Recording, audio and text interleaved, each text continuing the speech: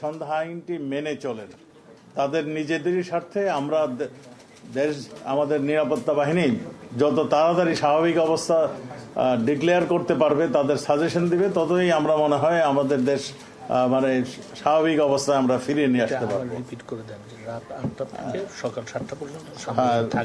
সকাল 7টা হতে রাত 8টা পর্যন্ত মানে এইটুক শিথিল থাকবে, আর বাকি সময় সন্ধ্যা আইন জারি থাকবে।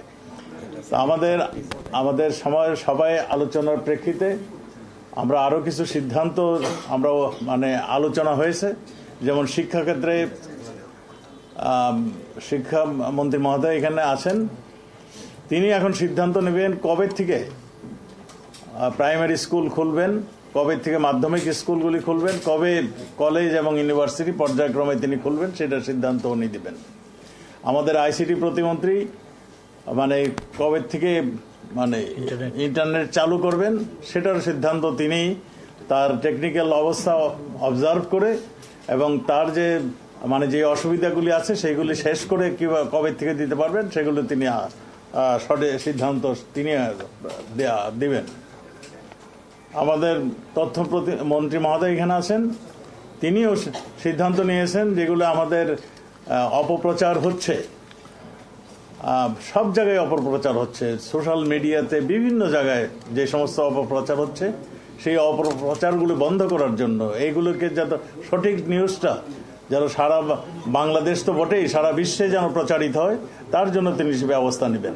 সে আমাদের পররাষ্ট্রমন্ত্রী এখানে ছিলেন না, তার মানে আমাদের সিনিয়র সচিব এখানে ছিলেন, তিনিও বিভিন্ন রাষ্ট্রে কিভাবে আমাদের সঠিক নিউজটা যাতে যায়, এই আন্দোলন কারা করেছেন, কারা এই আন্দোলনকারীদের ব্যবহার করেছেন, সেটা তো মানে এখানে দীর্ঘ আলোচনা হয়েছে। আপনারা সবাই লক্ষ্য করেছেন যে ছাত্রদের আন্দোলন যারা শুরু করেন, তখন একটা আমাদের সবাই ধারণা করেছি যে ছাত্রদের আন্দোলন একটা অহিংস আন্দোলন, তারা আন্দোলন করবে তাদের দাবির জন্য, এবং আমরা তাদের দাবির প্রতি সবসময় সহানুভূতি আমাদের ছিল। আমরা 2018-তে এই দাবি উঠেছিল, তখনই আমরা স্পষ্ট করে বলে দিয়েছিলাম যে আমরা ওই যে কোটাটা, সেই কোটাটা আমরা তখনই কয়েক সেক্টরে বিলুপ্ত করে দিয়েছিলাম। আমাদের সবাই তখন সনন্দে এই মানে এই আন্দোলনকারীরা ফিরে গিয়েছিলেন। মহামান্য হাইকোর্ট সংক্ষুব্ধ হয়ে কয়েকজন মুক্তিযোদ্ধা সন্তান এটার বিরুদ্ধে তারা রিট আবেদন করেছিলেন, হাইকোর্ট সেখানে একটা সিদ্ধান্ত দিয়েছিলেন। সেটা কিন্তু আমাদের মাননীয় আইনমন্ত্রী এখানে আছেন, আমাদের সরকারের তরফ থেকে আমরা কিন্তু তার বিরুদ্ধে আমরা আপিল করে দিয়েছিলাম। এই আন্দোলনকারীরা যখন মানে আন্দোলন শুরু করার আগেই কিন্তু আমরা এটা করে দিয়েছি। আন্দোলনকারীরা যখন আবার আন্দোলন শুরু করলেন, তখন আমরা বললাম যে যেহেতু আমাদের বাংলাদেশের আদালত সম্পূর্ণ স্বাধীন, বিচার ব্যবস্থা সম্পূর্ণ স্বাধীন, কাজেই এটা আইনের মাধ্যমে এটা সমাধান হওয়া উচিত।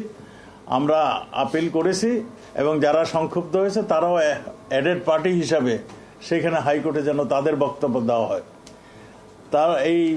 তারা সেই জায়গায় না যেয়ে তারা আন্দোলনেই রয়ে গেলেন। তা আমরা আমাদের মহামান্য বিচারপতি এই রায়টাকে মানে একটা সুন্দর রায়, তার ফুল বেঞ্চে আলোচনার মাধ্যমে একটা সুন্দর একটা রায় দিয়েছেন, এবং কোটা যারা চেয়েছিলেন মানে কোটা আন্দোলন করে তার চেয়ে বেশি তাদেরকে দিয়ে দিয়েছেন। মানে আমাদের মুক্তিযুদ্ধের কোটা 5% এবং 2 নৃগোষ্ঠী এবং প্রতিবন্ধীদের জন্য 1 করে 2%। একটা সুন্দর সাজেশন সবাই মেনে নিয়েছে, সবাই এদেশের মানুষ সবাই বলেছে একটা সুন্দর সাজেশন আসছে, সুন্দর একটা আসছে। আমরা আন্দোলনকারীরাও সবাই এটা মানে অ্যাকসেপ্ট করলেও আমরা দেখলাম যারা আন্দোলনকারীদেরকে ঢাল হিসাবে নিয়ে আসছিল তারা এটা অ্যাকসেপ্ট করতে পারল না। তারা নানান অজুহাতে আন্দোলনকারীদেরকে প্রভাবান্বিত করে তাদেরকে জোর করে অন্য ধরনের মানে আওয়াজ তখন তোলা শুরু করল। আমরা দেখলাম নানান ধরনের মানে দাবির পর দাবি, কোনো কারো অযৌক্তিক কিছু দাবি, শুধু দাবি নয়, আবারও তারা মানে সমাবেশ, মানে হিংসাত্মক কার্যকলাপে, মানে ছাত্ররা বাদ দিয়ে ছাত্রদের নামে তখন সেকেন্ড লাইনে যারা ছিল তারা কিন্তু সামনে চলে আসলো। ছাত্ররা যখন আন্দোলন থেকে পিছে চলে আসতেছিল, ঠিক তখনই যারা নাকি ছাত্রদেরকে ইউজ করত, জামাত, সেই যে 2001 থেকে 2006 আপনাদের নিশ্চয়ই মনে আছে বাংলা ভাইয়ের উত্থানের কথা। বাংলা ভাই যেভাবে মানুষকে হত্যা করে 2 পা উপরে তুলে দিয়ে মানে লটকেই রেখেছিল এবং তার মৃত্যু মানে না হওয়া পর্যন্ত, এবং তাদের আত্মীয় স্বজনরা এনে তার যে এই অবস্থাটা দেখিয়েছিল, ঠিক সেই রকম ভাবে, ঠিক সেই কায়দায় আমরা দেখলাম আমাদের এক পুলিশ সদস্য এবং এক রাজনৈতিক ব্যক্তিত্বকে তারা এইভাবে প্রকাশ্যে ঝুলিয়ে তারা এই দৃশ্যটির অবতারণা করেছিলেন।